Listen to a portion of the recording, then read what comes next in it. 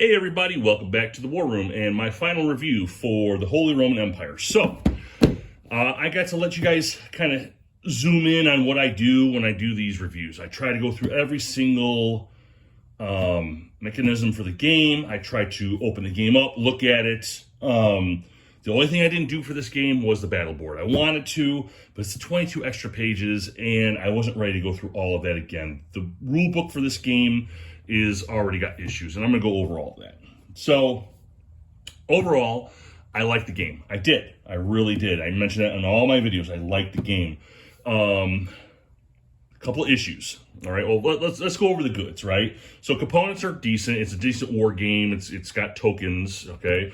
That never changes for war games that uses tokens. The map is beautiful. Again, a very beautiful map. The player boards are just 8x11 sheets, but they're glossed and they have this feeling on the top. It's got this texture, which is very nice, very elegant.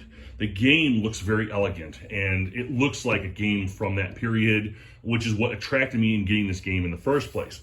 On top of the fact that there were no videos, really, and there are no mods, not even on Vassal. I couldn't find it. So it really intrigued me to see what this game was about. The components are just there.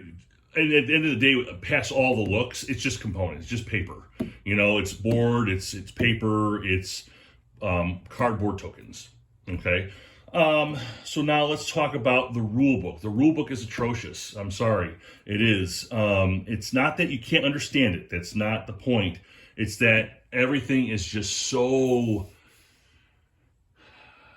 nobody quality assurance it, right? They didn't go through it to make sure it looked good. Like I said, there was words that had half capitalized, half nots.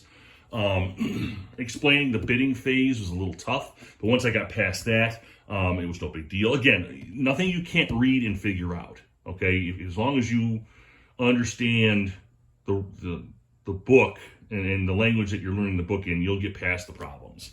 The next thing is my favorite mechanic. My favorite mechanic was the diplomacy, the bidding phase. You bid for these issues, and it forces you to spend money or not. But spending money means that you're not going to be able to buy more armies down the road, or you're not going to be able to bid for other things later. Because remember, when it's your turn, you only get 3 bids, and that's it. These bids can be for your own cards. If you're the Holy Roman Emperor, your Emperor card is up for bid, so it could actually be taken from you, which is bad, right? You could end up not being the Holy Roman Emperor. So that was a cool mechanic because that's very deep strategy. I love that. You have to think further than the cards themselves. The mechanic I hate the most, it wasn't a mechanic I hated. The cards. The cards for each state, a lot of them had their own rules, okay? If it's a pro player, or if it's a hereditary card, or if it's this card, or if it's that card, they all had special little rules. Some of them had rules where you couldn't invade them, right? Like there was like a couple of cards, a couple of states where you can't invade them, you have to only influence them. Well, Jesus, you have to go in this rule book constantly to figure out, am I doing this right? Am I not doing this right? Which slows down the process. Okay, and of course, being this is a review, I'm sure I missed a couple of rules in here, so there might be more that I didn't catch, but I'm pretty confident that I caught most of the rules and I got the gist of it. So with that being said, it was more of an adventure because I had to go through that rule book all the time. Combat was very simple. Very simple. You just look at the area on the map where you're fighting in. If it has terrain, then the terrain counts against your fight. If you're sieging, there is no terrain issues at all. It's just unit for unit, which that part was a little weird because if you're sieging, it should be a little tougher because you're going up against a defender, right? Again, nothing that can't be home ruled. A lot of this stuff can be home ruled, and it can be made into a better game.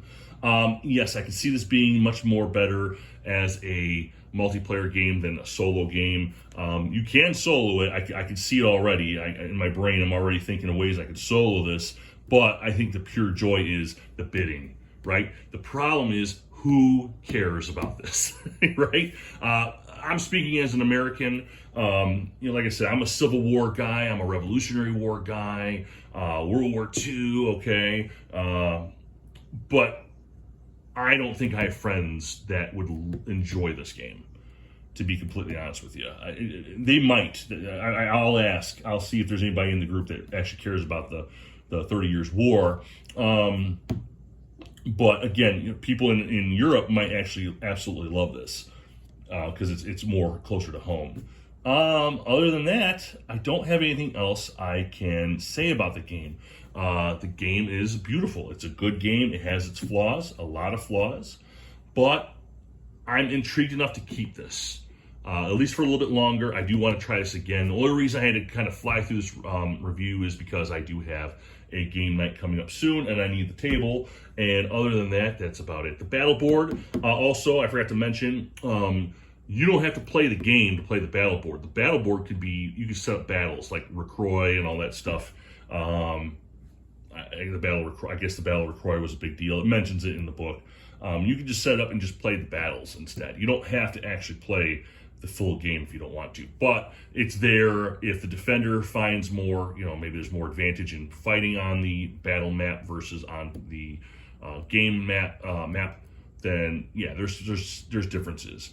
But again, you're going to be adding 22 pages of rules to this book already, and this book is already atrocious, and I didn't even read the battle board book, so I know it's probably not going to be any better.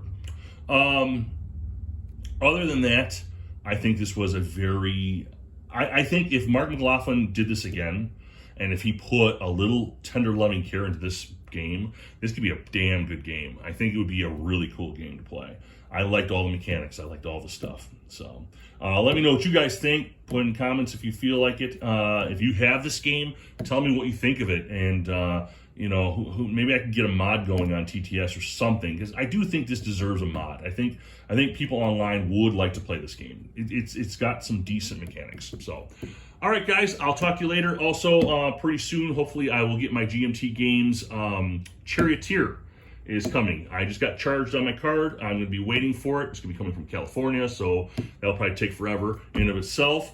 However, I'm looking really forward to it. So, all right, guys, I'll talk to you